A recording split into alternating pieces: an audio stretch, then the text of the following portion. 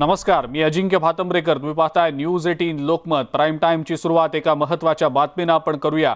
दक्षिण आफ्रिकेत सापडलेल्या ओमिक्रॉन या कोरोना व्हायरसच्या नव्या व्हेरियंटनं जगभरातल्या देशांची चिंता आता वाढलेली आहे. दक्षिण आफ्रिकेत हा व्हेरियंट आढळलाय.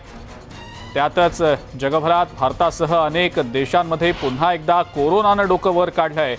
ओमिक्रॉन व्हेरियंटचा एका दिवसात संसर्ग दर तब्बल 93% दक्षिण आफ्रिकेत वाढल्याचं समोर आलेलं आहे. आतापर्यंतचा सर्वाधिक म्युटेट झालेला व्हेरियंट आहे. म्हणजेच चीनमध्ये आढळलेल्या कोरोनाच्या मूळ स्वरूपातलं हे सर्वात अत्याधुनिक स्वरूप आहे. या प्रकारात 30 म्युटेशन्स आढळल्याचं शास्त्रज्ञांचं म्हणणं आहे आणि हे प्रमाण आतापर्यंत ज्या व्हेरियंटला घातक मानलं जात होतं त्या डेल्टा व्हेरियंटच्या तुलनेत दुप्पट म्युटेशन असल्याचंही तिथल्या तज्ज्ञांचं मत आहे.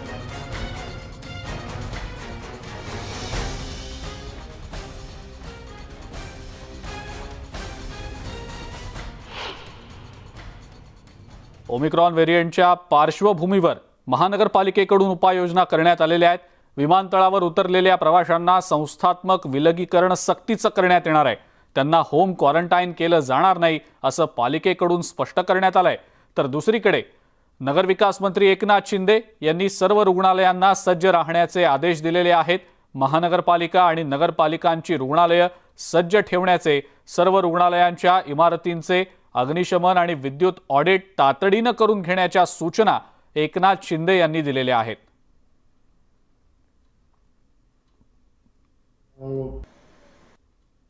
भारतीय जे परदेशामध्ये आहेत ख्रिसमसच्या सुट्ट्यामध्ये ते मुंबईमध्ये किंवा इतर भागामध्ये येऊ शकतील. ते इथं आल्यानंतर सुद्धा त्यांची कशा प्रकारे तपासणी करावी त्याच्यावर देखील आम्ही चर्चा केलेली आहे. विमानतळावर उतरल्यानंतर त्यांची RT-PCR चाचणी करणं असो किंवा वॅक्सिनेशन जर केलं नसेल तर त्यांना वॅक्सिनेशन करण्यासाठी मोटिवेट करणं असो आणि होम आयसोलेशनमध्ये त्यांना ठेवण्यासाठी मार्गदर्शक सूचना असो त्या आम्ही यापूर्वीच निर्गमित केलेल्या आहे आणि त्याची अंमलबजावणी सुरू आहे. परंतु हे जरी असलं तरी काही राष्ट्रामध्ये तिसरी लाट म्हणा किंवा चौथी लाट म्हणा किंवा काही ठिकाणी 5वी लाटसुद्धा आपण उल्लेख करतो आहे किंवा आपण ऐकतो आहे. तर त्या ठिकाणी जिनोम सिक्वेन्सिंग जर असेल तर नेमका कोणता व्हेरियंट त्या भागामध्ये आहेत याचा देखील माहिती घेण्यासाठी आम्ही टास्क फोर्सला विनंती केलेली आहे. जेणेकरून तो जर व्हेरियंट मुंबईमध्ये किंवा महाराष्ट्रामध्ये किंवा इतरत्र जर आला तर त्याच्या नेमक्या कुठल्या उपाययोजना आपल्याला कराव्या लागतील, ट्रीटमेंट कशी असेल, मॅनेजमेंट कसं असेल किंवा जे लस घेतलेली आहे तर त्याची परिणामकारकता किती असेल याचा देखील आम्ही अभ्यास करण्यासाठी आणि त्यानुसार सूचना देण्यासाठी आम्ही विनंती केलेली आहे. राज्यामध्ये कोरोना प्रतिबंधक नियमांचं पालन करणं आता बंधनकारक करण्यात आलंय. ओमिक्रॉन व्हेरियंटचा धोका लक्षात घेऊन उपाययोजना करण्यात येत आहेत. मॉलमध्ये 2 डोस घेणाऱ्यांनाच परवानगी दिली जाईल. 2 डोस घेतलेल्यांनाच युनिव्हर्सल पास दिला जाईल. राज्यांतर्गत प्रवाशांना हे नियम अनिवार्य केले गेलेले आहेत. सर्व कोरोना प्रतिबंधक नियमांचं पालन करणं आता अनिवार्य असणार आहे. लसीचे 2 डोस घेणं बंधनकारक केलं गेलेलं आहे. सार्वजनिक कार्यक्रमांमध्ये येणाऱ्यांनी लस घेणं बंधनकारक असेल. मॉलमध्ये 2 डोस घेतलेल्यांनाच परवानगी दिली जाईल. राज्य सरकारनं या संदर्भातल्या मार्गदर्शक सूचना देखील जारी केलेल्या आहेत.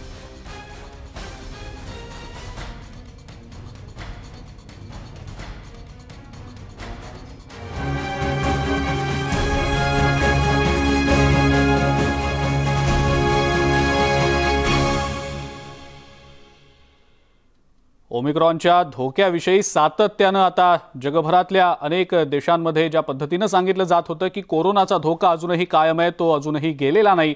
या अनुषंगानं आता खबरदारीच्या उपाययोजना घेतल्या जात आहेत, त्याची अंमलबजावणी होतीये. याच ओमिक्रॉनविषयी अधिक माहिती घेण्यासाठी आपण बातचीत करणार आहोत. आपल्यासोबत थेट लंडनहून डॉक्टर संग्राम पाटील आहेत. डॉक्टर, आपलं खूप खूप स्वागत न्यूज 18 लोकमतमध्ये. ओमिक्रॉनचा धोका आता वाढताना दिसतोय. हा नवा व्हेरियंट जो आहे तो आतापर्यंतच्या सगळ्या व्हेरियंटहून जास्त घातक आहे, जास्त भीतीदायक आहे असं सांगितलं गेलेलं आहे. या ओमिक्रॉन विषयी डॉक्टर थोडक्यात सुरुवातीला काय सांगाल? सर्वप्रथम हे जे आपल्याकडे आता जे वापरलं जात आहेत शब्द की हा खूप धोकेदायक आहे किंवा हा खूप पसरणार आहे, तर ही एक थेरॉटिकल रिस्क आहे. अजून याच्याबद्दल आपल्याला माहित नाही. की हा खरंच धोकेदायक आहे का. हा हा नवीन व्हेरियंट आहे कोरोनाचा आणि त्याच्यामध्ये जास्त बदल झालेले असल्यामुळे हा जास्त ट्रान्समिट होतो आहे हे प्रूव्ह झालेलं आहे. साऊथ आफ्रिकेमध्ये त्याचं भरपूर मोठ्या प्रमाणावर संक्रमण सुरू आहे. हा परंतु तो खरंच घातक आहे का हे अजून आपल्याला माहित नाही. आणि साऊथ आफ्रिका आणि भारताच्या दरम्यान भरपूर एअर ट्रॅफिक असल्यामुळे हा हा आपल्याला जर आला आपल्याकडे ऑलरेडी आलेला असू शकतो, तर आपल्याला सावधगिरी मात्र घ्यावी लागेल हे निश्चित आहे. डॉक्टर, ओमिक्रॉनच्या विषयीचा पुरेसा डेटा आपल्याकडे नाही, म्हणजे तिथल्या दक्षिण आफ्रिकेच्या आजूबाजूच्या देशांमध्ये सुद्धा हा व्हेरियंट आढळल्याचं बोललं जात आहे. बोट्सवानामध्ये खास करून जास्त संक्रमित झालेला हा व्हेरियंट आहे. या अनुषंगानं तिथले जे लोकल सायंटिस्ट आहेत, जे स्थानिक वैद्यकीय तज्ज्ञ आहेत, ते तिथला डेटा गोळा करण्याच्या अनुषंगानं किंवा त्याच्यावर अभ्यास करण्याच्या अनुषंगानं प्रयत्न करतायत. पण हे कितपत आव्हानात्मक वाटतं? सुरुवातीला आपण बघितलं ज्या वेळेला डेल्टा व्हेरियंटचा धोका समोर आलेला होता, त्याही वेळेला त्याचा पुरेसा डेटा नव्हता. अभ्यास करण्याच्या, संशोधन करण्याच्या हेतूनं या सगळ्याबद्दल नेमकं आता काय करता येऊ शकतं?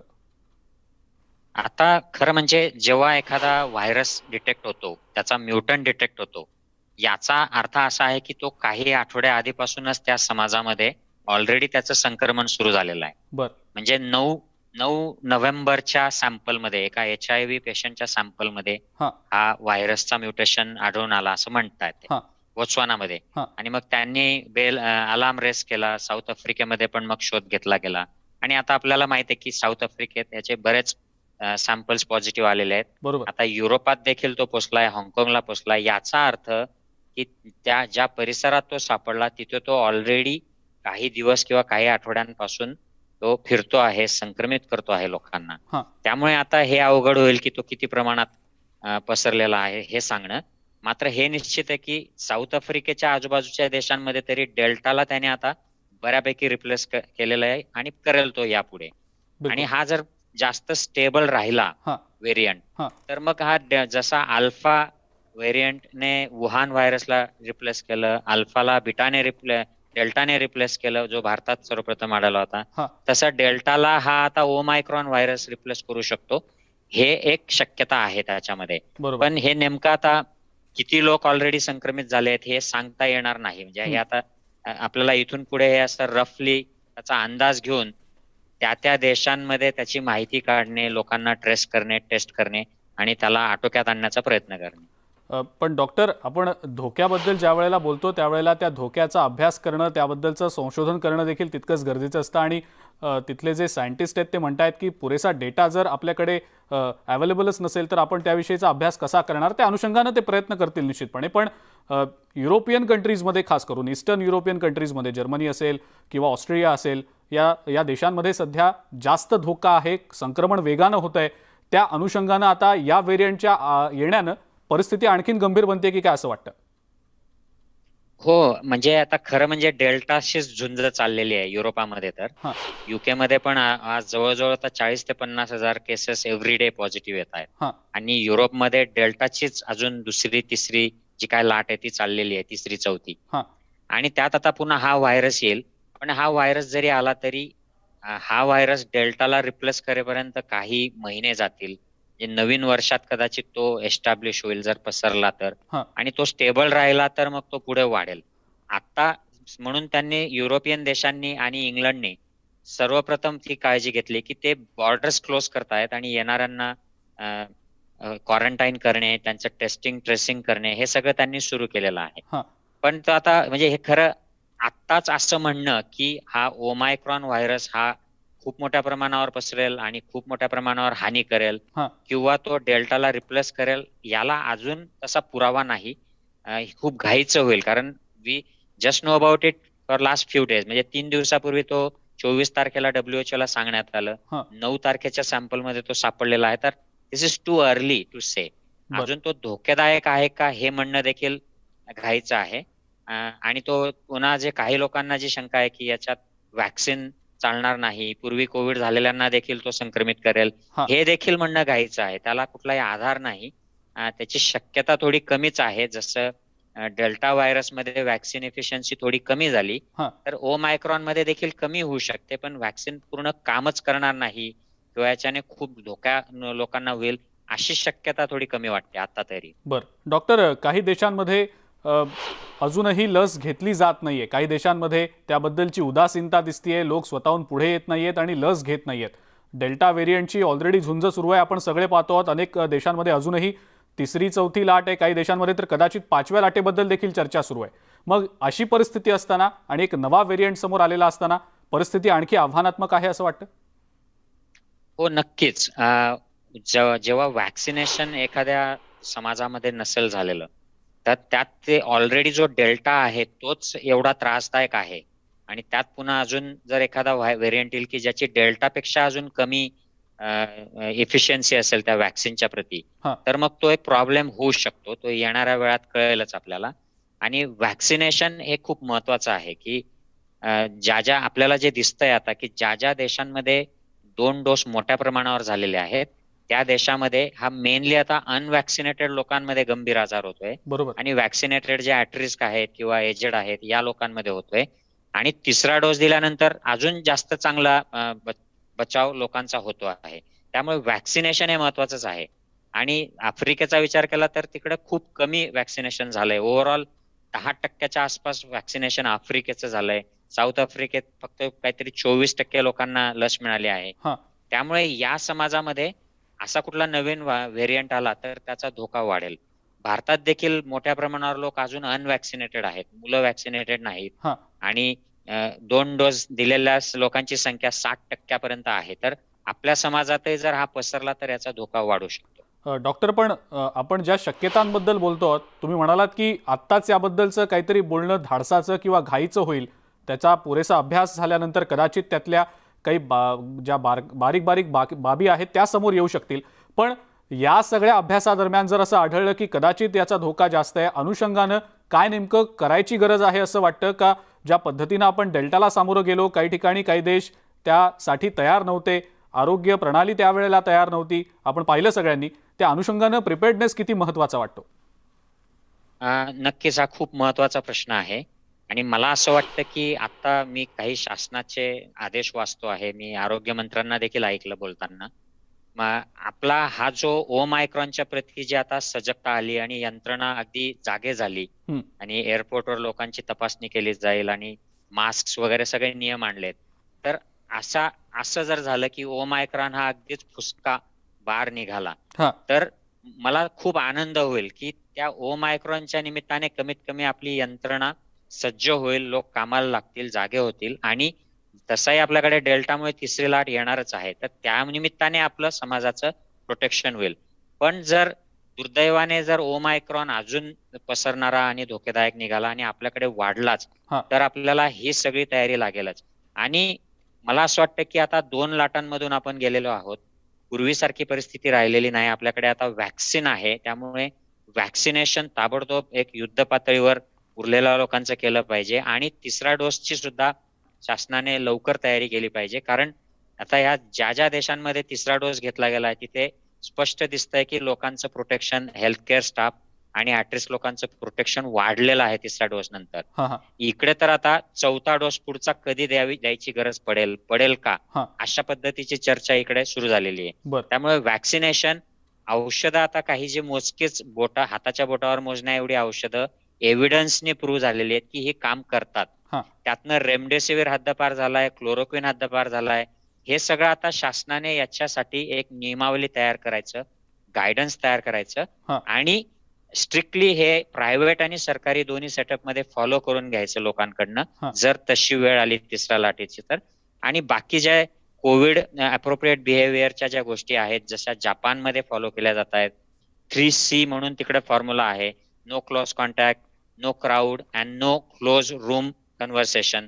अशा प्रकारच्या ज्या सूचना आहेत त्या आपल्याला तंतोतंत पाळल्या तर याचा आपल्याला चांगला परिणाम येईल. बिलकुल. डॉक्टर, लसींच्या अनुषंगाने एक प्रश्न विचारतो. जगातल्या बऱ्याच देशांनी लसी आणलेल्या आहेत, त्यातल्या नागरिकांना दिल्या देखील आहेत, ज्यांनी घेतल्या आहेत त्यांना ते परिणाम देखील निश्चितपणे जाणवत आहेत, त्यांची त्या दृष्टीनं सुरक्षितता देखील होतीये. पण या नव्या व्हेरियंटच्या येण्यानं लसीच्या उत्पादनाच्या बाबतीत काही वेगळ्या गोष्टी अभ्यासून त्या दृष्टीनं आता नियोजन करणं गरजेचं आहे, हे तर आपल्याला दिसतंच आहे. त्या अनुषंगानं नेमकं काय वाटतं त्याबद्दल थोडक्यात सांगा. आता नवीन कुठलाही व्हेरियंट आला की सायंटिस्ट आणि फार्मास्युटिकल जे इंडस्ट्रीचे लोक असतात ते लगेच स्टडी करायला सुरुवात करतात. आणि आता ओमायक्रॉनचे देखील स्टडी सुरू झालेले आहेत. हा. म्हणजे मी जे काय ऐकतो आहे रिसर्च सर्कलमध्ये की ओमायक्रॉनच्या व्हायरसला ज्या लोकांचं व्हॅक्सिनेशन झालेलं आहे त्यातल्या ज्या अँटीबॉडीज आहेत त्या किती परिणामकारक आहेत त्याचे स्टडीज ऑलरेडी आता सुरू झालेत. हा. आणि येणाऱ्या काळामध्ये त्याचे आपल्याला समाजामध्ये त्या देशांमध्ये रिझल्ट देखील दिसतील की व्हॅक्सिनेट झालेले आणि न झालेले याच्यामध्ये काय फरक आहे दोन्हीमध्ये. त्यावरून आपल्याला व्हॅक्सिनची एफिकसी कळेल आणि तशी गरज वाटली की व्हॅक्सिन इफेक्टिव्ह नाहीये तर फार्मास्युटिकल आणि रिसर्च मधले जे युनिव्हर्सिटीज आहेत हे त्याच्यासाठी रिसर्च स्पेसिफिक व्हॅक्सिन तयार करावं लागेल का यासाठी काम त्यांनी सुरू केलंय आणि करतील पुढे अजून त्याचं. आणि त्यानुसार मग ठरेल की याचं काही प्रोडक्शन वेगळं करावं लागेल की एक्झिस्टिंग व्हॅक्सिनच त्याच्यासाठी युजफुल आहेत. आता डेल्टाचं बघा, 2 व्हॅक्सिनचे डोस घेतल्यानंतर अल्फाच्या आणि पूर्वीच्या व्हेरियंटच्या मानाने त्याची एफिकसी कमी झालेली आहे. बरोबर. आणि 6 महिन्यानंतर अजून कमी होते. पण जर आपण 2 डोस घेतले तरी जे प्रोटेक्शन मिळतं आहे ते पुरेसं आहे आपला जीव वाचवायला किंवा सिरियस आजार कमी करायला. आणि 6-8 महिन्यानंतर 3रा डोस घेतला तर अजून त्याची एफिकसी वाढते. तर असं कदाचित ओमायक्रॉन जर सेटल झाला आणि वाढला तर त्याच्या बाबतीतही होऊ शकतं. आता सध्या असा कुठलाही आधार नाही म्हणायला की व्हॅक्सिन याच्यावर काम करणार नाहीत.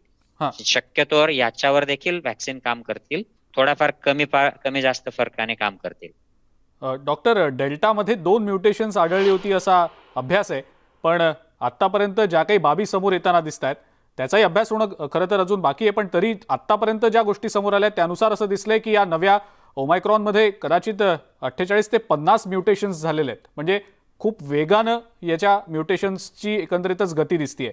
हे कितपत धोकादायक आहे असं वाटतं आणि ते रोखण्यासाठी नेमकं काय केलं गेलं पाहिजे असं वाटतं? उपाययोजना नेमकी काय? आता हे जे व्हेरियंट्स जे आहेत यांच्यातले सगळेच म्युटेशन हे महत्वाचे असतात असं नाहीये. हे 50 म्युटेशन आपण जे म्हणतो आहोत त्यातले 10च म्युटेशन असे आहेत की जे ऍक्च्युअली त्याला व्हेरियंट ऑफ कन्सर्न म्हणून जे WHO ने जे डिक्लेअर केलेलं आहे ते त्याच्यातले 10 चेंजेस आहेत. आणि त्यामुळे त्याची जे 3 फॅक्टर आहेत की ज्याच्यामुळे त्याचं ट्रान्समिशन वाढलेलं आहे, जे साऊथ आफ्रिकेत आपल्याला दिसत आहे की ते काही दिवसात ट्रान्समिशन वाढलं. डेल्टाचं ट्रान्समिशन वाढायला महिने लागले होते, तर याचे काही दिवसातच वाढलं. तर ट्रान्समिशन वाढलंय. दुसऱ्या ज्या 2 गोष्टी आहेत की याच्यामुळे गंभीर आजार होतो का, व्हिरुलन्स जास्त आहे का, त्याचा अजून कुठलाही पुरावा नाही. आणि तिसरं की याच्याने एस्केप आहे का, म्हणजे ट्रीटमेंटला एस्केप किंवा व्हॅक्सिनला एस्केप आहे का, किंवा डायग्नोस्टिक ज्या टेस्ट आहेत निदान करणाऱ्या याला ते एस्केप करतं का, म्हणजे याला जुमानत नाही का, तर त्याचा देखील अजून पुरावा नाही. टेस्टमध्ये थोडासा अडचण आहे त्याची, पण तरी एक्झिस्टिंग मेजॉरिटी PCR टेस्ट ज्या आहेत त्या याला डायग्नोज करतात. त्यामुळे असं वाटतं की मोस्ट लाईकली व्हॅक्सिनला देखील त्याचा रिस्पॉन्स असेल आणि पूर्वी कोविड होऊन गेलेल्यांना देखील सेफ्टी या ओमायक्रॉन मध्ये राहील असं एकंदरीत वाटतं. म्हणून प्रिकॉशन म्हणून आपल्याला व्हॅक्सिनेट करणे जास्तीत जास्त लोकांना आणि मास स्प्रेड कुठे होणार नाही गर्दीतून याची प्रिकॉशन घेणे. म्हणजे पहिल्या आणि दुसऱ्या लाटेमध्ये आपण ज्या चुका केल्या आहेत त्या आता या संभाव्य लाटेसाठी पुन्हा करू नयेत, हे आपल्याला करावं लागेल. बिलकुल. डॉक्टर, एक प्रश्न भारताच्या अनुषंगाने विचारतो. भारतीयांनी कोविशिल्ड, कोवॅक्सिन या लसी घेतलेल्या आहेत प्रामुख्यानं. या नव्या व्हेरियंटचा धोका ज्या पद्धतीने आता सांगितला जातोय आणि कदाचित तो तितका नसेलही येत्या काळात, पण आता सद्यस्थितीमध्ये जितका धोका दिसतोय त्या अनुषंगानं या 2 लसींचा उपयोग किंवा त्याची परिणामकारकता कशा पद्धतीनं असेल असं वाटतं? त्या दृष्टीनं अभ्यास नेमका काय सांगतो, त्याबद्दल काय आपलं मत आहे? आता कोविशिल्ड जी आहे म्हणजे ॲस्ट्राझेनेकाची लस आहे ही आता खरं म्हणजे पश्चिमी जगात हिचा उपयोग सध्या कमी झालेला आहे. आता मेनली फायझर, मॉडर्ना हे जे आहेत किंवा जॉन्सन अँड जॉन्सन या लशींचा वापर वाढलाय. पण याचा अर्थ कोविशिल्ड काम करत नाही असा अजिबात नाही. कोविशिल्ड अजूनही परिणामकारक आहे आणि डेल्टाच्या विरोधात देखील परिणामकारक आहे. आणि कोवॅक्सिनचा आपल्याला आताच कोवॅक्सिनचा एक रिझल्ट डिक्लेअर झालेला आहे की त्यांची 50% डेल्टाच्या अगेन्स्ट एफिकसी आहे. तो जुना रिझल्ट आहे. आता लोकांना 6 महिने लस घेऊन झालेले आहेत, त्यामुळे 6 महिन्यानंतर त्याची एफिकसी किती राहते हे देखील बघणं गरजेचं आहे. त्यामुळे हे सगळं पुन्हा तपासलं गेलं पाहिजे की सध्याच्या स्थितीमध्ये या लशी किती परिणामकारक आहेत आणि लोकांची इम्युनिटी कमी झालेला आहे का, आणि झाली असेल तर 3रा डोस देऊन इम्युनिटी वाढते का, याचे देखील लवकरात लवकर पायलट स्टडीज केले गेले पाहिजेत. म्हणजे येणाऱ्या काही महिन्यामध्ये लोकांना बूस्टर द्यायची वेळ आली तर हां. लोक बूस्टरसाठी देखील तयार राहतील हे वॅक्सिन. बिलकुल. डॉक्टर, शेवटचा प्रश्न जाता जाता एक खरं तर ज्या वेळेला व्हेरियंट हा ओमायक्रॉन समोर आला त्यावेळेला थोडी भीती आली सर्वसामान्यांमध्ये, साहजिक आहे, कारण आता कुठं जनजीवन भारतातलं खास करून सुरळीत होत होतं. या नव्या व्हेरियंटच्या येण्यामुळे कदाचित थोडीशी भीती असणार आहे. काय एक आवाहन कराल जाता जाता थोडक्यात?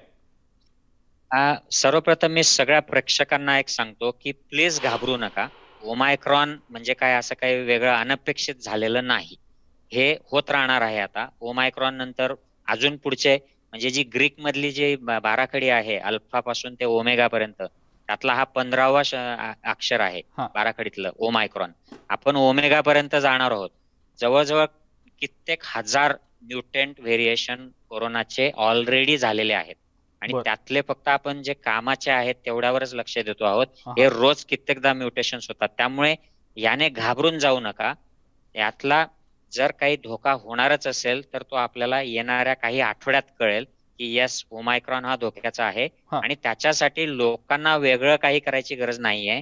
Hand hygiene, mask, social distance, गर्दीत न जाणे, कामाच्या ठिकाणी आणि प्रवासात काळजी घेणे, एवढ्याच गोष्टी बेसिक करायच्या आहेत सगळ्यांना. बरं. आणि आपण आता पहिल्या आणि दुसऱ्या लाटेतून गेलेलो आहोत त्यामुळे यंत्रणेला अनुभव आहे. हा. काही औषधं देखील आपल्याकडे उपलब्ध आहेत, वॅक्सिन उपलब्ध आहेत. त्यामुळे वॅक्सिन घ्या आणि अफवांवर विश्वास ठेवू नका. ऑथेंटिक जी माहिती गव्हर्नमेंट कडून येईल किंवा एक्सपर्ट्स कडून येईल तिच्यावरच विश्वास ठेवा आणि स्वतःची काळजी घ्या. ह्या सगळ्या सोप्या सोप्या गोष्टी करून, एवढंच मी आवाहन करेल सगळ्यांना. बिलकुल. डॉक्टर, खूप खूप धन्यवाद. आपण न्यूज 18 लोकमतची या महत्त्वाच्या मुद्द्यावर बोललात आणि इतक्या विश्लेषणात्मक पद्धतीनं या सगळ्या बाबी आपण उलगडून सांगितल्यात त्याबद्दल.